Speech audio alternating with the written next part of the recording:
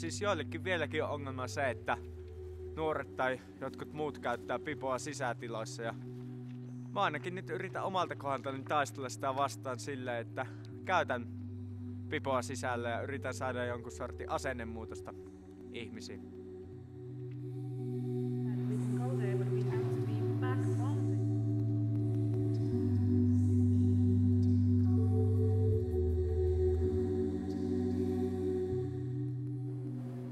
Siis minua ärsyttää se, että tupakoinnista on tehty joku ihme tabu nykyään.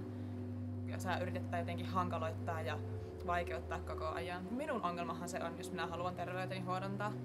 Ei se pitäisi vaikuttaa kenenkään muun elämään.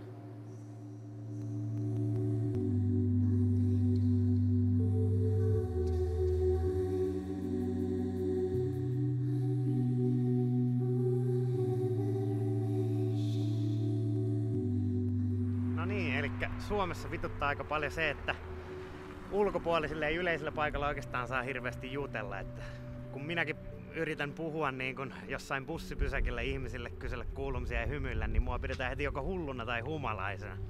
Se on mun mielestä vähän väärin, että voihan sitä olla ystävällinen ilman, että on hullu.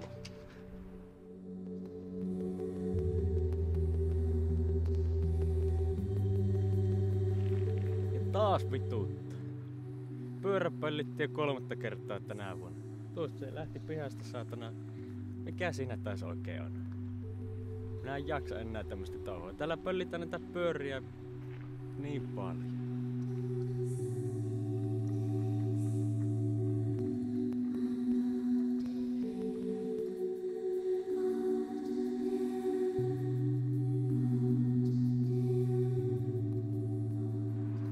Kyllä se ärsyttää, kun pukeutuu tietyllä tyylillä, kun maaherit ja lyhyttukka ja henkisiä. Sitten kävelee tuolla kaupungilla ja jengi kattoo, että mitä vittua siellä.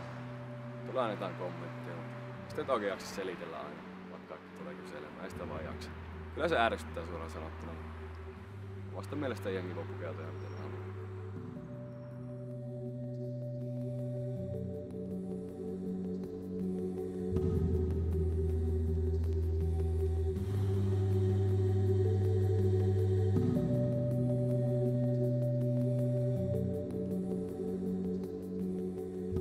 Mun mielestä on ihan käsittämätöntä, miksi jotkut ihmiset haluaa pilata niiden elämän alkoholilla. Menettää työpaikan ja asunnon ja lapset kärsii. Kyllä mun mielestä kaikilla pitäisi joku kontrolli olla omaa elämäänsä.